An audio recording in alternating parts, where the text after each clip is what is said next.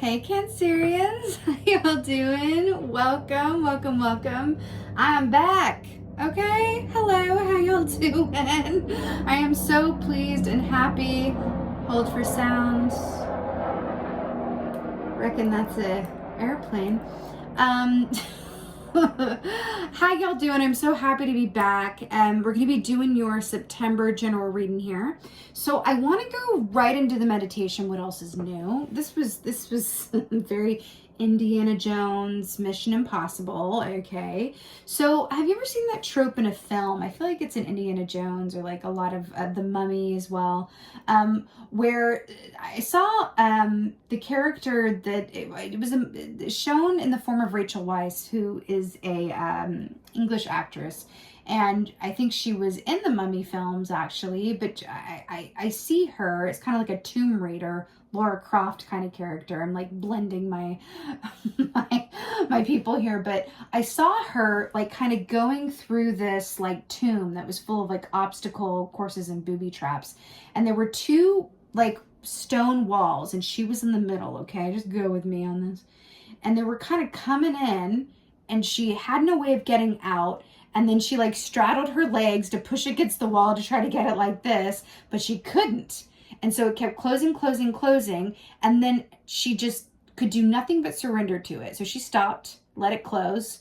Then she was able, didn't kill her. She was able to wriggle up. Then she had to stop and hold because it started to get tighter, and she had to sit through it. And then again, wriggle up. Oh, hold on. And then wriggle up again until she finally squeezed out on top. And then I saw her standing at the top and looking out and seeing an Egyptian pyramid in the sun. And then I saw her kind of, you as the Cancerian collective, right, looking back at me and going, the pyramids weren't built in a day, you know. Which is really interesting because I've never heard it like that. I've always heard Rome wasn't built in a day, but that's what I just saw in your meditation. I feel like a key for you guys this month is to sit in the discomfort.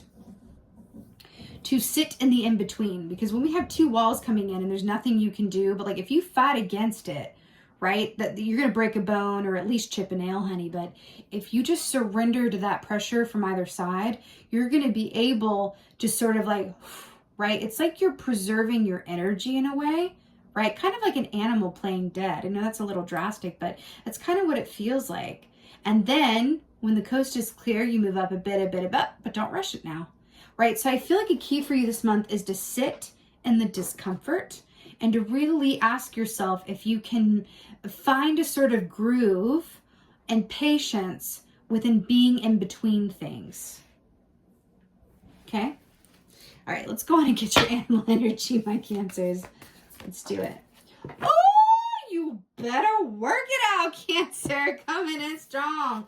One of my favorites. We got the hawk here. So this is so brilliant you don't even know. So I'm about to tell you that. So the hawk equates to the Two of Wands in the tarot, which is exactly what I was just talking about how it's a prep for a transition that is the Three of Wands, because Three of Wands is about going after it, but the Two of Wands is that time before you are in a position where everything's moving forward and you're being able to see the light through the trees in the future. The Two of Wands is the prep that you do before that happens, right?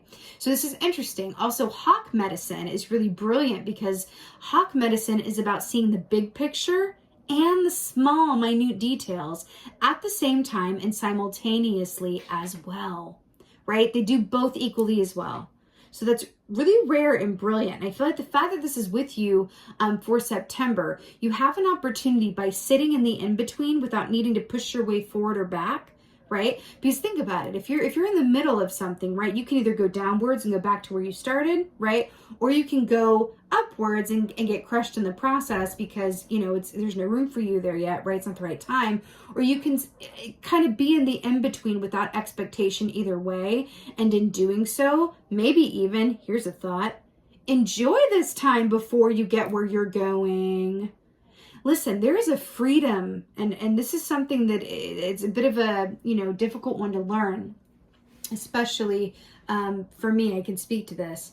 There is such a freedom in the unknown, but it goes against our natural human instinct that feels the need to know things, that feels the need to guarantee how things are going to work out and in what time. How are things going to be? But the freedom is in the unknown, because in the unknown, there's no choices to be made yet. You don't have to move on anything. It's just about understanding that being where you are in the stillness, or in the in-between, or in the unknown of something is maybe even more important than getting to where you're going to. You are being prepped right now for what's coming next. Why would you want to rush that process, actually?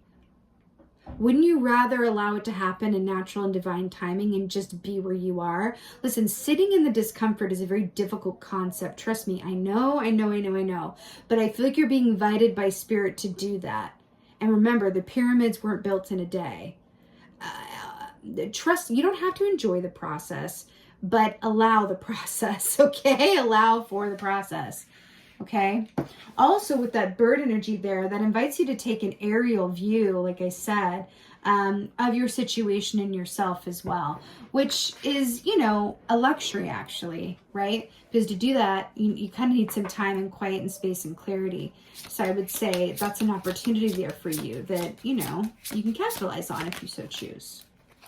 Wow, okay. So brilliant. We have the Dreamer of Cups here. So, by the way, isn't this deck amazing? I just got this in Glastonbury. I'm really obsessed with it. So the Dreamer of Cups, this is the equivalent of the Page of Cups in the Tarot. So this is really cool because I think this, you know, for you guys, well, traditionally speaking, the Page of Cups is about, you know, a new beginning, a soft emotional beginning. It's a young relationship, or a relationship that makes you feel like a kid again, so to speak, but it's also about engaging in a way of being and perspective that is that of a child for me, right? Because Page of Cups is very much about, you know, walking along the beach and, oh my God, there's a shell and nothing in this world exists outside of this one shell that's in my hand right now. And isn't this shell amazing? And it's engaging in that natural wonderment that we lose as we age, right? And you are being invited to connect back in with what you loved to do as a child. When you were a child, when you were younger even, doesn't have to be a child, right? But when you were younger, what did you do where you looked up and the time flew? What did you do? Were you creating something? Were you painting? Were you drawing? Were you outside playing with the bugs? Were you setting up a lemonade stand and, like, you know, quenching people's thirst? What was it? Right? Remembering what that is. And I feel like that is a beautiful tonic from spirit coming in to say, here's a little lubrication to help you pass this time between these, you know, this in between. Okay. Very good. What else? What else is there? Oh, just a second. Hey guys, sorry about that. I'm in a new location and new setup. And in my new space, there is a garden gate and delivery that comes in and knocks, and it's right there. And so I just had to get a delivery. So sorry about that. It's real life over here. We have the Hermit. Let's straight back into it. We have the Hermit here, you know, the wisdom teacher. So this is really brilliant because this is Virgo energy. We are in Virgo season, which can be the season of introspection and attention to detail, right? So I really love this for you guys because that's back to the Two of Wands, right? About getting clear on, you know, exactly where you are, connecting in with what you used to love to do, what makes the time fly. It's really about how to sit in the discomfort and live in the questions as well. Living in the question feels incredibly important for you, right? And I almost want to say, like, I've heard a lot in my life, like, you know, embrace the unknown. And that's a concept that I will probably be grappling with until I am no longer here on this planet, darling. But I feel like for you guys, it's less of, I feel like embracing the unknown is asking a bit much, to be quite honest. I feel like that's a bit dramatically stated for y'all. I feel like it's less about that. And I would more say live in the questions. Live in the questions. Right? Don't even worry about the answers or the clarity or what's going to happen and in what timing. It's about living in the questions in a way that frees you from analysis paralysis or any kind of Durman strong that is unnecessary at this point in time, right? the wisdom teacher. This is about literally being, I think being in nature is always a brilliant choice, but I think especially for you guys, and with the moon here, connecting with the aspects of yourself, as Cancerians that want those emotional, waters to be clean and flowing. Right now, it feels like maybe it's a bit more stagnant than you would like, but guess what? Lakes are people too. I'm just saying, I feel like you guys really would like what's going on right now to be a river, and it's more of a lake. But embrace the lake, embrace what it is, because lakes are still and they don't go anywhere, and they're constant, right? So I'm also, getting the feeling to kind of embrace your situation as it is without seeking to change it. There is a reason. There's a reason that your situation looks like what it looks like. Trust in that. You can either spend this time worrying about what's going to be or enjoying the time you have, right? All right. What else is going on?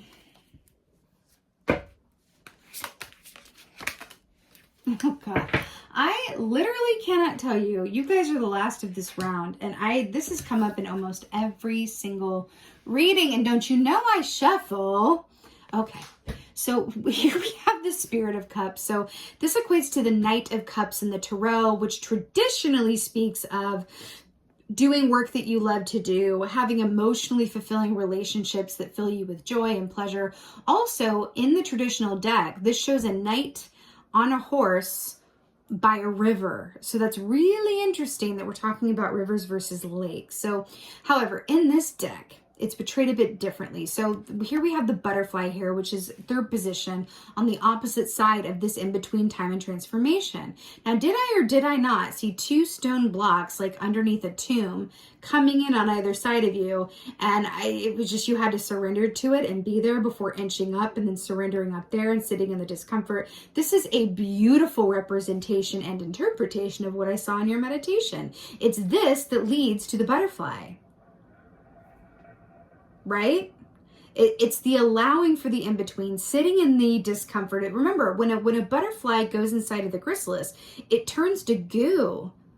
That has got to be so uncomfortable. I feel like the human equivalent of sitting or of being goo is when you really feel like you are not the best version of yourself, where you really feel unsure, you feel all over the place, you're that kind of energy. That is the human equivalent of feeling like goo. And you are being invited to just be exactly where you are and trust that that is an important part of getting you to where you're going next. Those who sit in the discomfort the best are going to go to the, best transformation potential that there is, right? There's something about this for you. Okay. Let's get some clarifiers. All right. I really love this new deck. Okay. Dreamer of Cups. Page of Cups. Page of Cups. Page of Cups. Oh, yes! I just got shivers. I'm so obsessed. 10 of Cups to clarify, the Page of Cups. I'm so here for it. Let's talk about what makes you happy. Right? So 10 of Cups, traditionally speaking, this is happy home and family. This is complete emotional fulfillment. This is like the key and the ticket. Penguin energy is so beautiful because it's, I'm not saying that penguins are monogamous, but I'm saying that energetically they represent a monogamous and loyal energy. Okay? As it applies to humans. There's this aspect too of like this ice, this stillness, right? And then finding the joy even though it's effing freezing out. Like there's something about looking at your situation or looking at what's going on and appreciating what is working and what is there. Because there is some good emotional fulfillment around you. I feel like you have a good support system. I feel like you have people that really love and care for you. Maybe it's a family unit. Maybe it's relationship, romantic. Maybe it's, the people that you work with feel like family, whatever that is for you. But there's a good, strong emotional foundation here that you can call upon. Also, it's funny that it's coming up with this Page of Cups because I feel like there's an aspect here of doing what you used to love to do when you were younger or a child, or doing whatever, allows the time to pass, is going to lead to an emotional cleansing and fulfillment that feels really needed and very welcome. Okay. I want to say, I do feel like what you're being prepped for here is a sort of emotional mecca that is coming up for you, but again, I cannot say this enough. A lot of these same cards, almost every reading that I've done, it's been similar themes. It feels like the collective is going through a sort of transformative shadow reckoning where we're being asked to look at the aspects that are not as comfortable or fun to look at and see for the purpose of transformation and transition. Okay, so just know that this is really going on. People that you know may be also in times of in between or change. Like, this is very collective messaging that is specifically tailored to your Cancerian energy. Okay.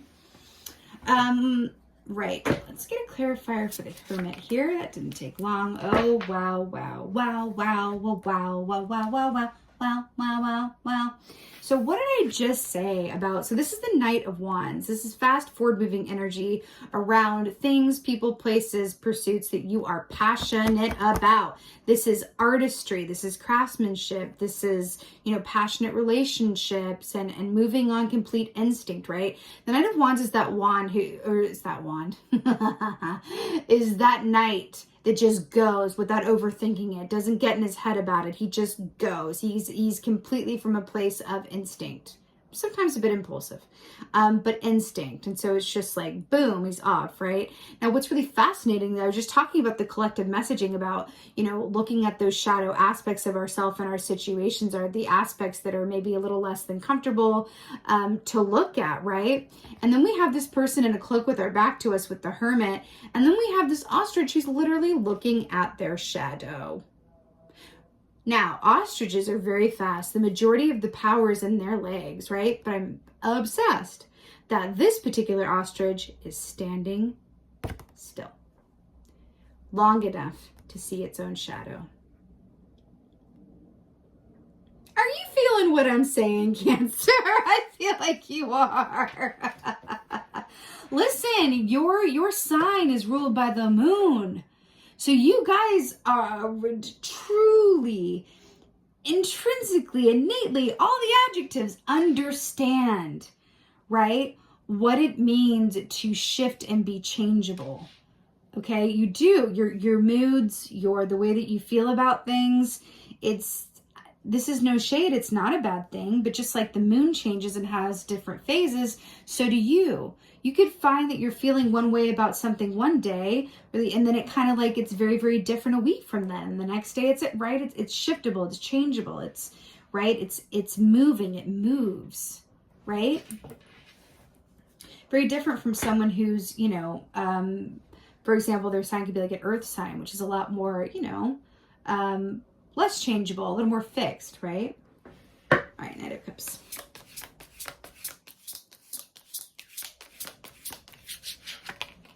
Oh, I love it.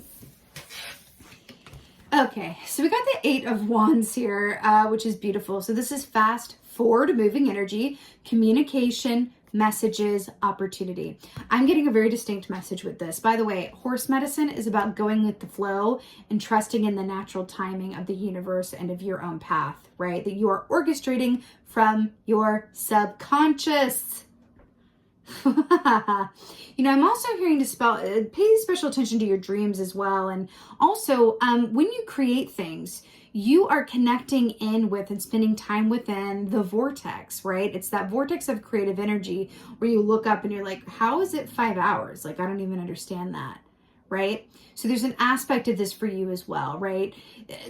Now, it is not lost on me. Look at these two counter energies. Here we have a galloping horse going really fast, and then someone who's, asleep and naked, right? So these are very two counter energies.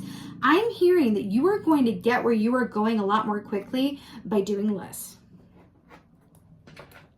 What's that saying that I can't think of? I feel like I'm going to butcher this, but I'm going to go for it. I feel like the saying is by doing less, you accomplish much. Something about that I feel like is a real tonic for you, especially if you are the kind of person who normally does do a lot, hard worker, or someone who's always kind of going or like doing the most. You're going to get a lot more done in some very surprising ways. I feel like ideas are going to come to you, clarity is going to come to you, the opportunities, messages, offers are going to come to you the more still that you are. Because let me just put it to you this way. I'm seeing someone who, let's say that they're waiting for, a communication from someone or an opportunity. Okay. This is about communication, right? 8 of Wands. And they're thinking about it all the time. When am I going to hear from this person? When am I going to get this offer? When is this going to happen, right? And so they're constantly thinking about it. And what that does, let's just talk about energy, which is science, by the way. It makes a lot of sense that if you're thinking about something a lot, that your energy is going towards it, pushing in, just like those 2 walls, right? The tombs. And what happens with that is that it reacts to that energetically and goes further away and backs up because there's no room to come to you. It's just like that saying, a watched pot never boils. That's exactly what we're talking about here. Whereas if you take your mind off of whatever it is you're thinking about wanting, whatever it is, and turn your attention to creative pursuits, to just being in your own energy, to just something else that helps the time to fly and has you feeling good in the process, then that has an ability to come towards you because suddenly there's this freedom of space. Have you ever noticed the phenomenon that it seems to be the people that don't care the most that manifest the best? Why do you think that is? Because it's about a lack of attachment. Attachment does not equal manifestation. Detachment, mindful detachment though. I'm not talking about adopting an attitude of like, oh, I don't care. Like mindful detachment means trusting that you don't know what's best necessarily, specifically, but trusting that let's say that you want, because you got 10 of Cups. Let's say that you want an emotionally fulfilling family unit relationship. Let's say that that's what you want, for example. If you keep it open like that and say that you want a relationship that is in your highest and best good in divine timing, woo! And then you turn your focus to other things that make you feel good that has nothing to do with that, let me tell you something. I am living proof that works. Living proof that works. And I had heard that for a long time, but I never really was able to kind of do it until I was able to do it. Versus if you're really specific and you're like, I want this person to, help me make this happy emotional family that I want. I want it to be this person. I want it in this time, and I want it to look this way, and I want them to do this, and I want this. That is not going to lead to any kind of manifestation. It's overly specific and based in attachment. But mindful detachment is, I trust that what's in my highest and best good is going to work out without me running the steering wheel because I don't know what I'm doing with that. I'm going to surrender this steering wheel to the forces that be, to my ancestors on the other side, to spirit, to the universe, to, if that's too woo-woo, to the higher aspect of myself that can see further down the road and better than I can. The aspect of me that is a hawk. Okay? It's about surrendering exactly what something looks like or in what time it manifests so that the universe can deliver you your best possible potential. Right? I kind of feel like it's, if you like a good food analogy, who doesn't, right? Let's say that you're in your, metaphysical life road restaurant. And, the hawk spirit guide, flies over and says, well, hey, Cancer, like, what would you like to manifest? What's really on your mind and heart? And you say, out of your options, you say, I want this specific thing in this specific time in this specific way. And I want to guarantee that it's all going to happen like that. And they say, okay, well, that's not really on the menu. And then you're like, well, then I don't want anything. And that's what happens. Or you say, well, thank you for asking, dear hawk spirit. I would like to feel emotional fulfillment, love the work that I do, and have inner peace. No more specifics than that. And the hawk says, oh, really? Well, I'm gonna bring you up the chef special, and it's better than you could ever imagine, right? So just consider that for this for the month of September, okay? I know it can be difficult. It's a bit counter to, as humans, what our inclinations are, and we want to, kind of control and have our guarantees and all of that, especially in the times that we're in. It can be very difficult because we've had a lack of knowns, we've had a lack of stability or sureties for quite an extended and natural amount of time. So it really does make sense, the energy that I'm picking up here. I want to say that everything does transition and pass and become something else, as well the times that we're in. So just understand that you have an opportunity to work with the energy as it is. And in doing so, manifest something that is tailor-made for you. Okay? All right. Let's get you on Oracle. Why don't we, though? Let's get Oracle.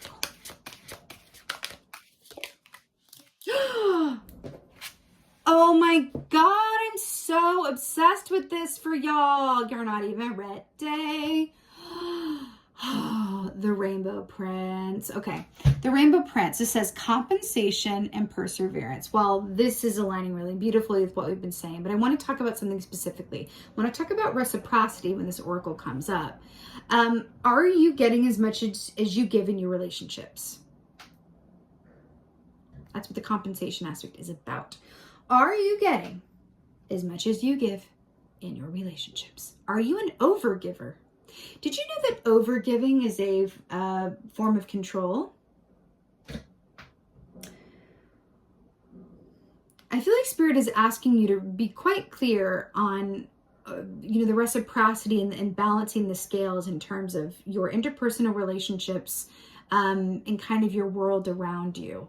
I feel like there's some happy edits that want to be made. And I feel like there's an aspect of you, if you ever find yourself going to extremes of like resentment or like kind of martyr syndrome, where it's like, I do all of this and you're not doing this. Or if you're at work and it's like, I do all of this, I work so hard, but I get very little accolades for it. I don't get paid enough. I don't get what I'm worth.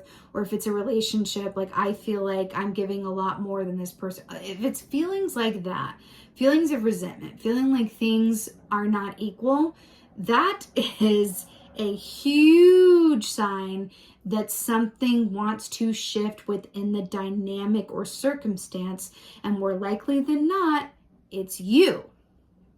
Meaning, and I say that with love, meaning you manifested it and you are participating in it. So if that's the case, you must be getting something out of it, right? It must be serving you in some way, right? Also consider if the dynamic of, feeling like you're giving more than you get, or feeling like something is out of balance, right? Maybe this is your relationship with yourself as well, right?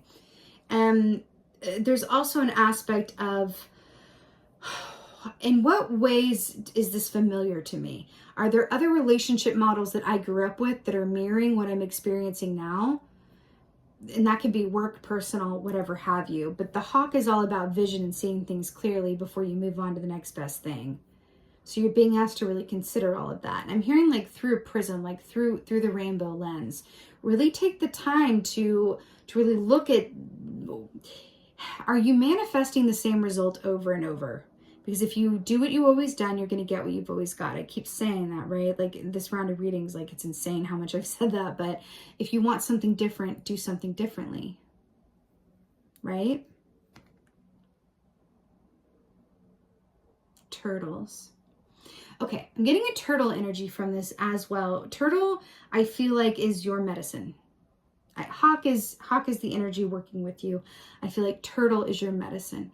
So turtle is very much about, taking your time getting to where you're going, but also doing so from a place of unadulterated joy. Your home is literally wherever you are. You are everything that you need within and for yourself. And on that note, if you do find yourself moving forward, looking outside of yourself for answers or clarity or comfort, observe that. Because I'm getting the rainbow here and I'm seeing the Wizard of Oz. And what did Dorothy learn in the end? She went all the way to find this wizard, found out that it was a hoax, and then learned that all she had to do was like click her heels 3 times and the power was within her all along. I feel like that's an extra message for you at the end here, okay? An extra message here. Everything you need, the questions that you have, the clarity that you seek, the comfort that you seek, the attention, the time, the love, all of that is available within you for resourcing. Okay? Ultimately, Cancers, this is a time of great transformation and looking inward, to remove what isn't working and to, take the shadow fear aspects of ourselves that are affecting us subconsciously, right? Like, how is my greatest fear subconsciously affecting my choice-making ability and the decisions that I make? Did I manifest X, Y, and Z because of a subconscious fear that I have? Did I manifest this relationship because I have a subconscious fear of being abandoned? Did I manifest this work choice because I have a, subconscious fear of, not being good enough? So I attracted something that is going to test my worth at every seeming turn, right? Thinking and feeling along those lines, okay? And remember, the pyramids were not built in a day. Okay, Rachel Weisz, work it out. All right, Cancer, this is your September general reading. I so hope that this helped and resonated. If so, please let me know in the comments below. And also, besides that, please let me know how y'all doing, what y'all been up to, what have I missed? Again, thank you so much for being here. I really am so very happy to be back. And with that being said, I'm so looking forward to being back with y'all very soon. And as always, and most of all, just thank you for being you and be well. Until next time.